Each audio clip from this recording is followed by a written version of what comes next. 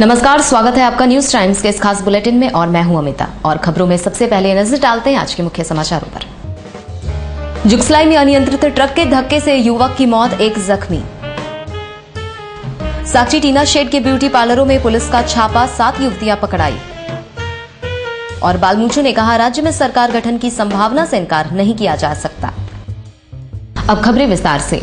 जुगसलाई थाना क्षेत्र में आज सुबह अनियंत्रित ट्रक के धक्के से सिमीर गुटरा नामक युवक की मौत हो गई, जबकि लखविंदर नामक एक अन्य व्यक्ति जख्मी हो गया। मृतक ढालबुमगढ़ थाना क्षेत्र के महुली सोल का रहने वाला था और उसकी 7 मई को शादी होने वाली थी। शादी का कार्ड बांटने के सिलसिले में कल शाम वह अपने किसी रिश्तेदार के यहाँ ठहरा हुआ था। आज सुबह सड़क पार करने के दौरान एक अनियंत्रित ट्रक ने उसे धक्का मार दिया। गंभीर रूप से जख्मी अवस्था में उसे एमजीएम अस्पताल में भर्ती कराया गया, जहां इलाज के क्रम में उसने दम तोड़ दिया, जबकि एक अन्य जख्मी व्यक्ति का इलाज उसी अस्पताल में चल रहा है। मृत युवक की जिस लड़की से शादी होने वाली थी, वह और उसके परिवार के सारे सदस्य अस्पताल पहुंचे थे। रोड में पैदल से जा रहा था तो ट्रक से मार दिया। क्या नाम हुआ इसका? सिमित सुतार मिस्त्री। कहाँ रहता है? ये गाँव पाल यहाँ कार्ड बना शादी करके कार्ड मिल रहा। कब थी शादी? 7 मई को शादी थी। साक्षी टीना शेड स्थित ब्यूटी पार्लरों में पुलिस ने छापामारी कर एक युवक और 7 युवतियों को गिरफ्तार कर लिया। हिरासत में ली गई युवतियों को साक्षी थाना में रखकर पूछताछ की जा रही है। कुछ युवतियों का कहना था कि मजबूरी वश वह पार्लरों में काम करती है। कौन हम काम कर रहे हैं? तो थोड़ी लगता है कोई औरत को काम करने का लिए। हर कोई औरत को कमा कला करे तो औरत को अच्छा लगता है। वहीं साक्षी थाना प्रभारी इंदु भूषण ओझा ने कहा कि लगातार मिल रही शिकायत के आलोक में एक विशेष टीम गठित कर ब्यूटी पार्लरों में छापामारी की गई, जहां यह सभी युवतियां आपत्तिजनक स्थिति में पकड़ी गई। रेड किया गया है। एक विशेष पदाधिकारी होते हैं उसके लिए, विशेष पदाधिकारी आए थे, बागवाड़ा इंस्पेक्टर विशेष पदाधिकारी से सूचना मिली थी कि इस तरह का वहाँ होता है ब्यूटी पार्लर में। वहीं जाकर के रेड किया गया था।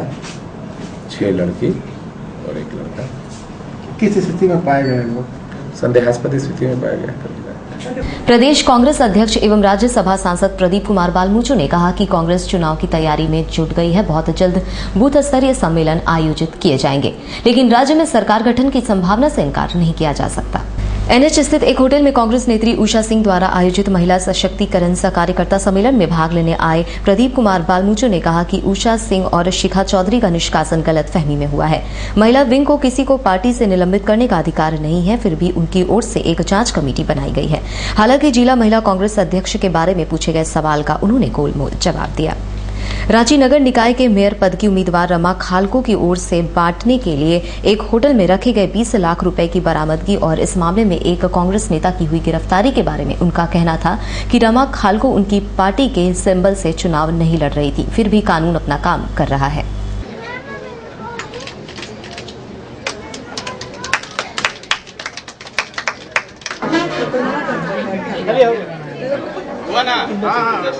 हमने उसके लिए एक जांच कमेटी भी गठित की है और हमको लगता है कि बहुत जल्दी उस जांच कमेटी अपना रिपोर्ट करेगी। फिर रिपोर्ट आने के बाद हम उचित कार्रवाई करेंगे। देखिए, निलंबन की जहां तक बात है कि ये रिपोर्ट के बाद आएगा, मगर निलंबन का अधिकार मैं समझता हूं कि महिला विंग को नहीं है।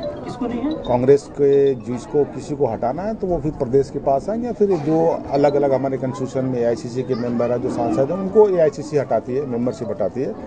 और इसलिए हमको लगता है कहीं ना कहीं कुछ गलतफहमी है और कुछ भी चीज़ें हैं तो वो फिर प्रदेश में आती है। प्रदेश में आने के बाद में उनका कंसेंट लिया जाता है, उसके बाद ही कोई कार्रवाई की जाती है।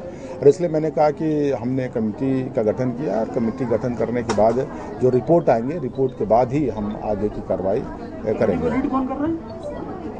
शिवदयाल शर्मा। तो ये माना जाए कि आज भी लोग पार्टी में है?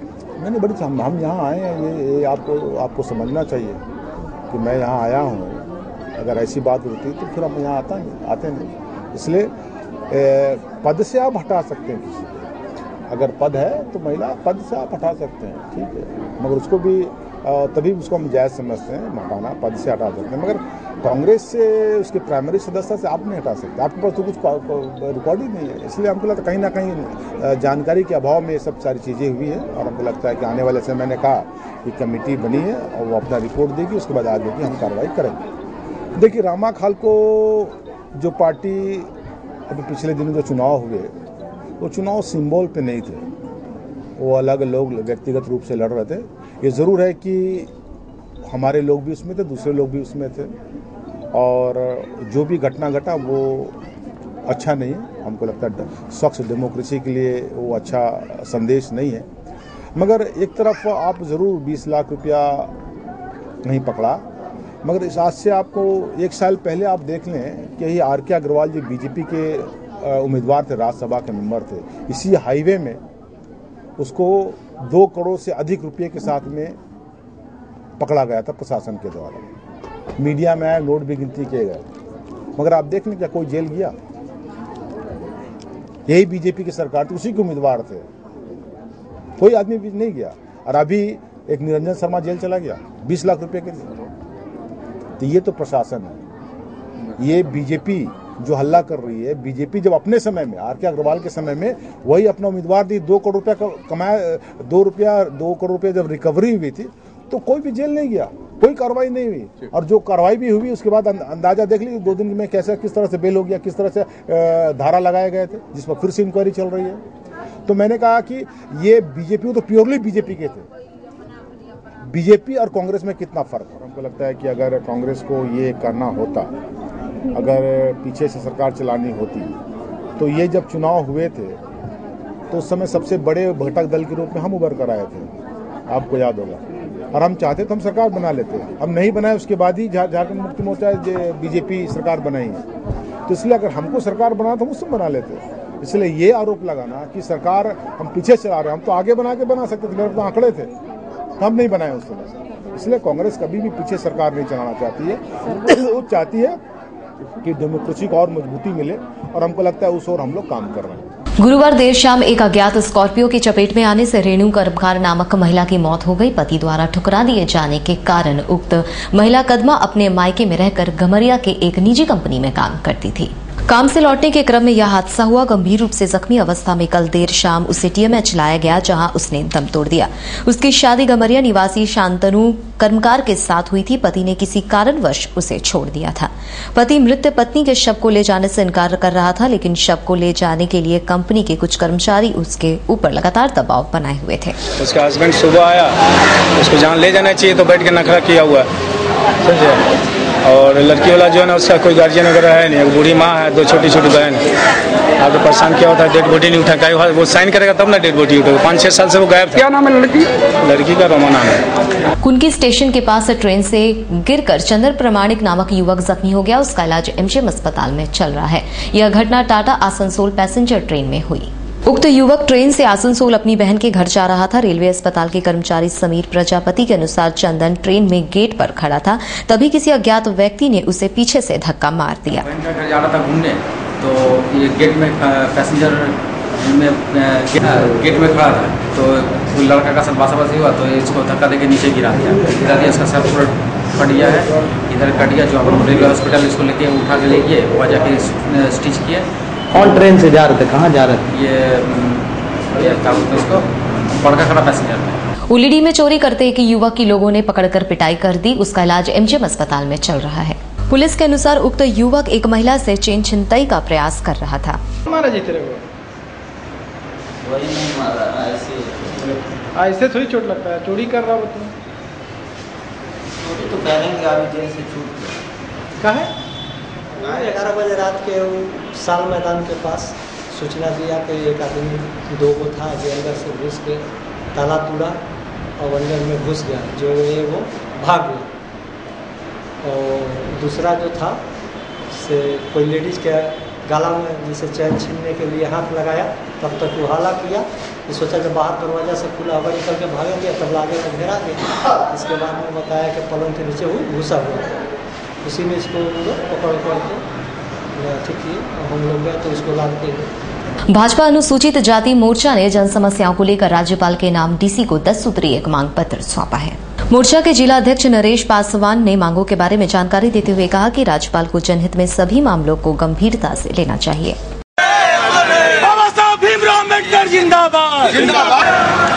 आगामी 14 तारीख को बाबा साहब भीमराव अम्बेडकर जयंती मनाया जा रहा है। इस संदर्भ में हम लोग जो अनुसूचित जाति के लोग, पिछड़ी जाति के लोग, जो लोग परंपरागत पेशे से जुड़े हुए हैं, आधुनिक युग में उनकी स्थिति अत्यंत ही दयनीय है। कठिन मेहनत और ईमानदारी से काम करने के बाद भी उनकी आर्थिक और सामाजिक स्थिति अत्यंत ही दयनीय है। हम लोगों ने अनुसूचित जाति के लगभग सभी समाज के लोगों से बात करके उनकी जो प्रमुख समस्याएं हैं, उन समस्याओं को मांग को लेकर राज्यपाल उपायुक्त महोदया के माध्यम से राज्यपाल को ज्ञापन देने आए हैं। मजदूर का वेतन दिया जाए, सरकार द्वारा विशेष चिकित्सा सुविधा एवं उपकरण उपलब्ध कराया जाए, सभी धोबी घाटों को अतिक्रमण से मुक्त कर आधुनिक धोबी घाट एवं रियायत दरों पर कपड़ा धोने के लिए आधुनिक उपकरण उपलब्ध कराया जाए, फुटपाथ पर फेरी लगाकर जूता चप्पल मरम्मत करने वालों, पॉलिश करने वालों को दुकान आवंटित किया जाए, परंपरागत पेशे से जुड़े कारीगरों को सस्ते दर पर कच्चा माल, कार्यस्थल हेतु भूमि, दुकान उपलब्ध कराया जाए। बजरंग विजय मंदिर जम्बू अखाड़ा में 16 से 20 अप्रैल तक रामनवमी महोत्सव का भव्य आयोजन किया जाएगा। अखाड़ा के संरक्षक बंटी सिंह ने बताया कि रामनवमी महोत्सव के तहत छऊ नृत्य, आकर्षक झांकियां और करतब पेश किए जाएंगे। कटक से आतिशबाजी आ रही है। विद्युत सज्जा जो हमारे अखाड़ा प्रांगण में लगाई जाएगी वो चंदन नगर से आ रही है, पश्चिम बंगाल के चंदन नगर से आ रही है। उसमें भी सबसे मुख्य आकर्षण जो हमारे अखाड़ा प्रांगण में एक झांकी दर्शाया जाएगा, उसमें इस बार हम लोग धार्मिक भावना से ऊपर उठकर जो राष्ट्र को हम लोग इस बार राष्ट्र के सबसे जो हमारे महापुरुष हुए, हमारे स्वतंत्रता सेनानी, उनको दर्शाया गया हमारे इस बार झांकी में। भारत माता को दर्शाया गया है,